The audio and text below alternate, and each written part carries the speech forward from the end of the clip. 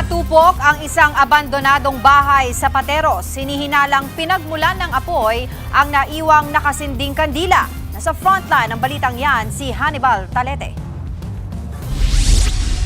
Nilamon na nagangalit na apoy ang bahay na ito sa Duazon Street, Barangay Poblacion, Pateros. Pasado alas 12 ng hating gabi, ang mga residente nabulabog sa kanilang tulog. Tulog po kami. Saan pa po kayo galing yan bago po masunog? Tulog lang po kami.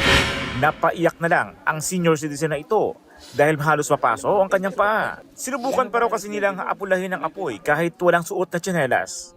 Napasok yung mga paa namin. Kaya igip namin ng tubig. Binuhusan namin yung bubong. Mainit na po eh. Dahil may kalumaan na ang bahay, mabilis na lumiyab ito. Ito pong bahay na po is abandonado na po, matagal na. So yung mga nakatira po dito is barangay workers po namin, tagahakot po ng basura ng barangay. Dahil walang kuryente sa bahay, tanging kandila lamang ang ginagamit umano ng mga nakatira sa bahay. Yan ang hinihinalang pinagmulan ng apoy.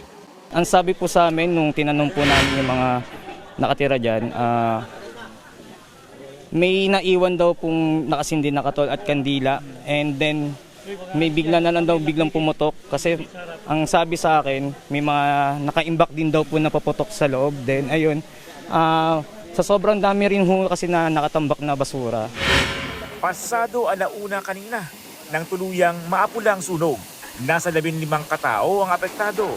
Patuloy namang iniimbestigahan ang sanhi nito. Nagbabalita mula sa frontline. Hannibal Talete, News 5. Mga kapatid, Angela Lagunsad Castro po para sa komprehensibo at makabuluhang balitaan at talakayan. Mag-follow at subscribe na sa social media pages ng News 5.